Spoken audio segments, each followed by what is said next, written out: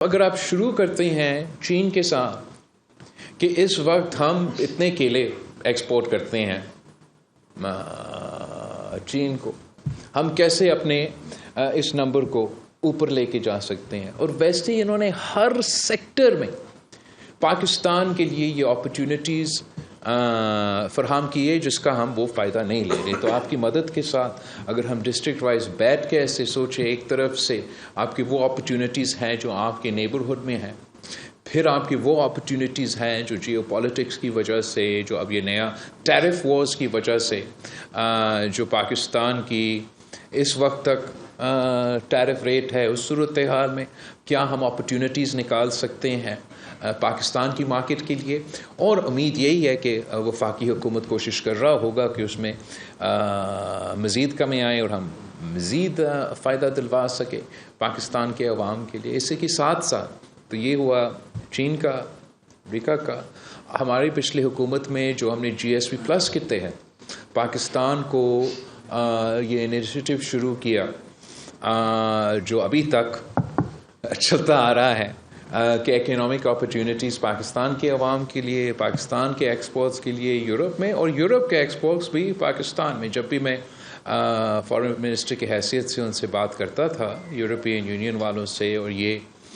بات آتا تھا جی ایس پی پلس کا، تو میں ان کا شکریہ ادا کرتا تھا کہ پاکستان کے ایکسپورٹس جو ہے وہ تقریباً 80% اس کا اضافہ ہوا ہے یورپ میں. مگر ساتھ ساتھ اس پوائنٹ کو ہائی لائٹ کرتا تھا کہ جی ایس پی پلس کے نتیجے میں یورپ کا بھی ایکسپورٹس کا 60% اضافہ ہوا ہے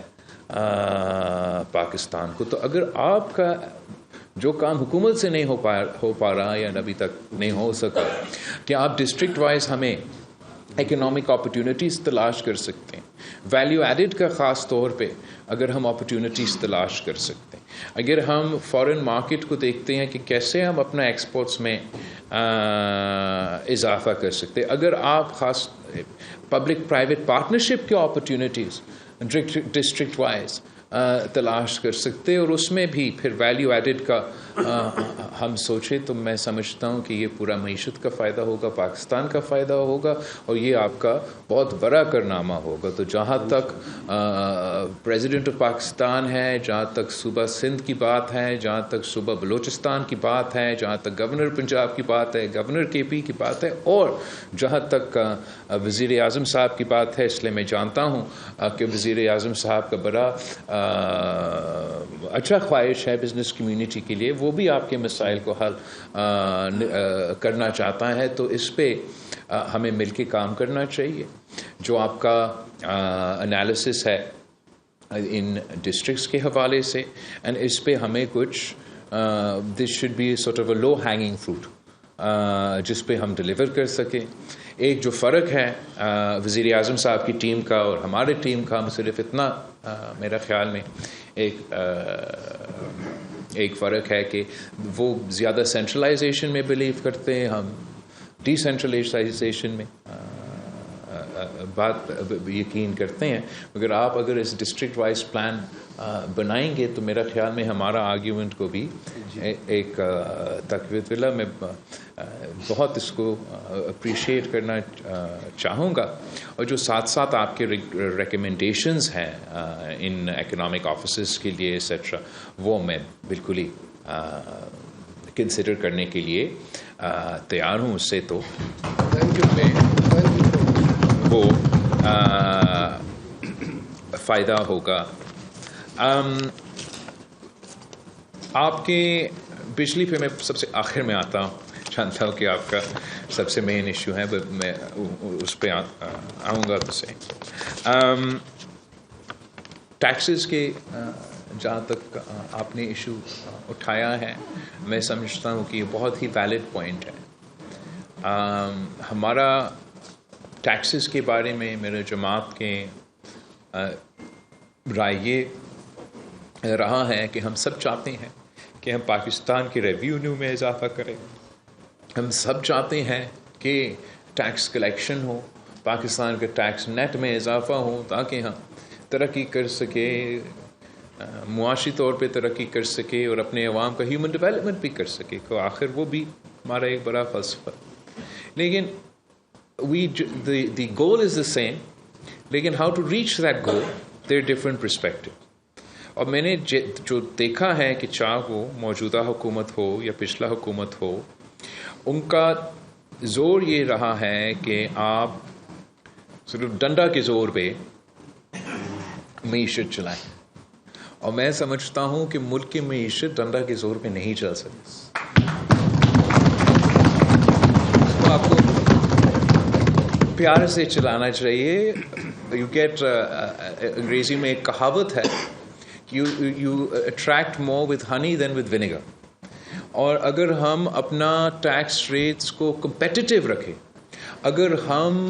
کاروباری طبقہ کو، بزنس کمیونٹی کو، یا جو بھی آپ کے ٹیکس کنٹریبیوٹنگ سٹیزنس کو، ان کو وہ عزت دے، ان کو ٹیکس نیٹ میں کوکس کرنے کی کوشش کرے، نہ کہ ان کو زبردستی زور دھونس پتہ نہیں کیسے ان کو ٹیکس سسٹم میں فورس کرنے کی کوشش کرے، تو آپ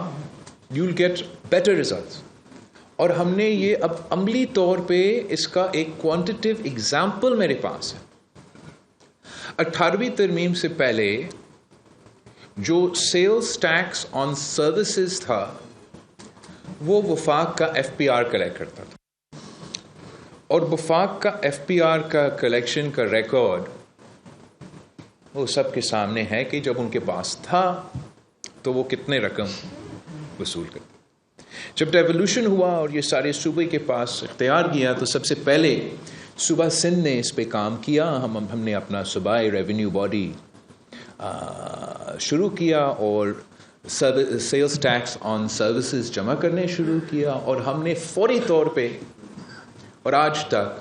جو ایف پی آر کو ریکارڈز تھے وہ توڑ چکے ہیں. اور ہمارا اس میں ریونیو جنریشن ایف پی آر کا ریکارڈ سے بہتر ہے. اب باقی صوبوں نے بھی کیا ہے، صوبہ پنجاب نے، صوبہ پختونخوا نے، صوبہ بلوچستان نے بھی، اور تمام صوبے نے وفاق کا ریکارڈ توڑ دیا ہے. مطلب جب یہ ٹیکس کلیکشن کا ذمہ داری ایف پی آر کے ساتھ ہوتا تھا تو جتنا وہ وصول کرتے تھے صوبہ سندھ سے، صوبہ سندھ کا ادارہ نے اسے ریکارڈ توڑ دیا. جو ایف پی آر پنجاب سے کلیکٹ کرتے تھے، پنجاب کا کلیکشن اتھارٹی نے اس کو ریکارڈ توڑ دیا، اور باقی جو بلوچستان کا بھی ہے انہوں نے ان کا ریکارڈ توڑ دیا. تو ایک تو وہ ڈی سینٹرلائزیشن کے حوالے سے واضح ثبوت ہے کہ جب آپ ڈی سینٹرلائز کرتے تو اس کا فائدہ، مگر اس میں سے سندھ کا پرفارمنس باقی صوبوں کے مقابلے میں بہتر رہا ہے. اور میں اس کا راز پہ بات کرنا چاہتا ہوں کہ وہ کیوں ہوا کہ جان بوجھ کے ہمارا پالیسی ہے کہ سیلز ٹیکس آن سروسز پہ سندھ کا جو ٹیکس ریٹ ہے وہ باقی صوبوں کا کم ہوگا، تاکہ بزنس کمیونٹی کے لیے یہ کمپیٹیٹو ماحول ہو اور وہ چاہے کہ ہمارے ہاں یہ کاروبار کرے. جہاں دوسرے صوبے نے اپنے سیلز ٹیکس اور سروسز کو جمع کرنے کے لیے ایک اگریسو پالیسی اپنایا ہے، صوبہ سندھ کا پالیسی ویسے فسکل سپیس میں اور ریونیو جنریشن میں اگریسو رہا ہے، لیکن ہمارا اپروچ جو بزنس کمیونٹی کے ساتھ رہا ہے اس ٹیکس کو جمع کرنے میں، وہ ایک ایسے رہا ہے کہ ہم ان کو انکریج کرنا چاہتے کہ آپ ہمارا ٹیکس نیٹ میں آ جائیں اور ایسے ماحول پیدا کرے جس سے ہمارا ٹیکس نیٹ میں اضافہ ہو، اور سالوں سال ہمارا پھر سیلز ٹیکس آن سروسز کا جو کلیکشن ہے وہ بہتر رہا ہے. اور ویسے ہی ہم تجویز ہی دے سکتے ہیں اب وفاقی حکومت کو کہ ہمیں ایف پی آر کو سب سے پہلے ایک وفاقی ادارہ بنانا چاہیے جس میں تمام صوبے کے ویسے نمائندگی ہو، اور پھر ان کو ایسے پولیس کا یا کسی دوسرا لا انفورسمنٹ ایجنسی بنانے کے بجائے ان کو ایک ایسے ادارہ بنانا چاہیے جس کے نہ صرف عوام کا کانفیڈنس ہو مگر بزنس کمیونٹی کا کانفیڈنس ہو.